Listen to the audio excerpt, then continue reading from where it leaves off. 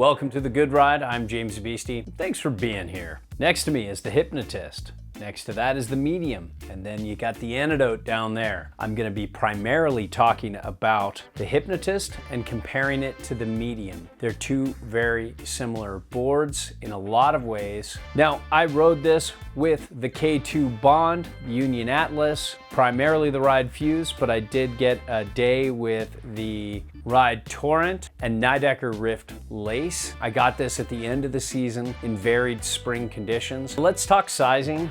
This Hypnotist 158 felt like too much board for me. I felt like it was okay for my weight, but I felt a little bit on the light side actually. For boots, it was okay, but overall, I felt like this was just too much board for my specs. For a board like this, I'd want the 55. When it comes to shape, this is a true twin with a centered stance. When it comes to camber, all three of these are full camber. All three of these boards are just locked in. They're technical, they're catchy, they're hard to skid a turn. They're gonna throw you into the ground if you catch an edge. This Hypnotist is definitely not even for some advanced riders. It's more for expert riders, rippers who are very technical, understand old school camber, and still prefer it over the hybrid shapes with a little bit of early rise in the nose and tail. Check out this flex. They say it's a 7.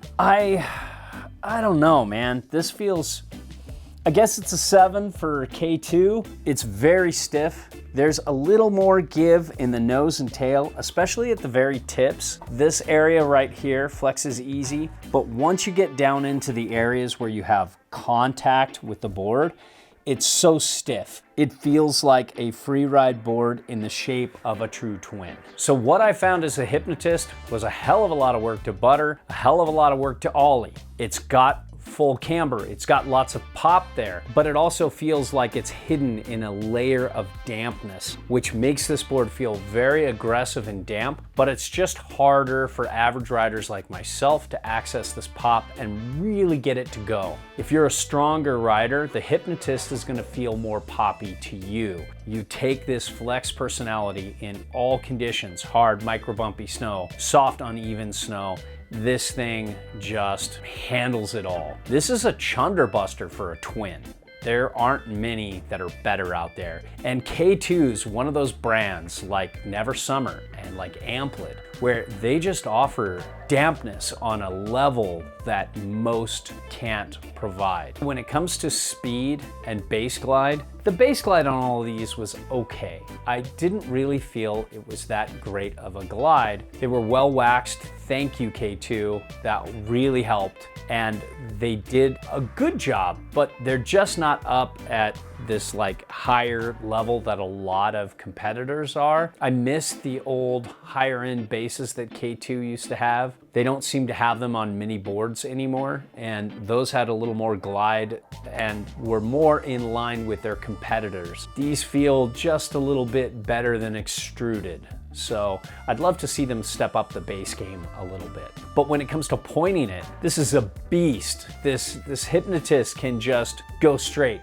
and go fast. It has a pretty balanced side cut that leans a little bit more on the straight line side, so you can track really well into a big jump. And when you get it over on edge and really start like turning through a carve, this has a good across the groomer carve, but not an amazing circle carve. It's definitely more longer drawn out S turns. When it comes to edge hold, all three of these have pretty good grip, not amazing grip. It's definitely good in good snow, and in harder snow, it holds an edge better than some brands like Burton and such that kind of let go a little easy in harder snow. It's gonna be competent in hard snow, but I wouldn't say it's a hard snow specialist. Same with all of these. Now powder, there's no real setback on board. You can only get about 1.25 inches back from center of board, but at a 22.75 inch stance width with the Hypnotist. So you really don't have much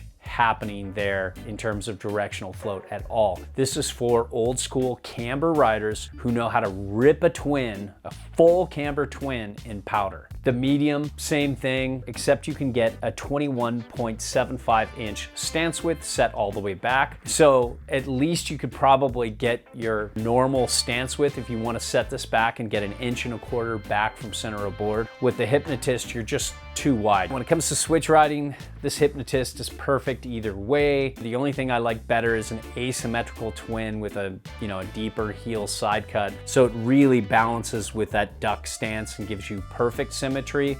But as it stands, the Hypnotist and medium work great riding regular and switch. And this is just the board for people who want to go big in the park, big kickers, going big in the pipe, not really for jibs. It's just too stiff for me. So overall, the Hypnotist is a pretty aggressive mountain freestyle twin that isn't for everybody. If you're a ripper, if you're a really strong rider, a stiff, damp, full camber board isn't gonna fatigue you, then the Hypnotist could work. If you're more like me and you want full camber, but you want it to be a little less fatiguing and you like a little more of a turny ride, go medium. But if you want to take it a little more directional, go a little more all mountain, go Antidote.